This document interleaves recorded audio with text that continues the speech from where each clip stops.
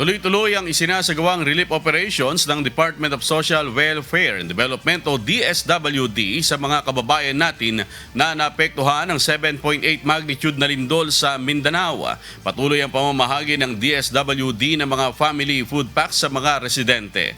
Namahagi rin sila ng mga tent para may pansamantalang matirahan ang mga nagsilikas na mga residente. Nag-set up din ang DSWD ng kanilang Mobile Command Center na magsisilbing pangunahing sentro ng monitoring, komunikasyon at koordinasyon ng mga disaster response operations ng ahensya.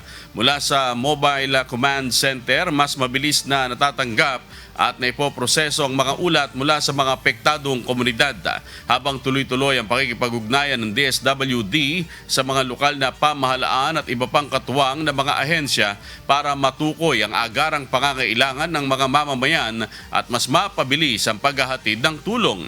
Dinalaw din ng mga kawani ng DSWD ang burol ng ilang mga nasawi dahil sa malakas na lindol at nagpaabot ng burial assistance sa naulilang pamilya ng mga biktima.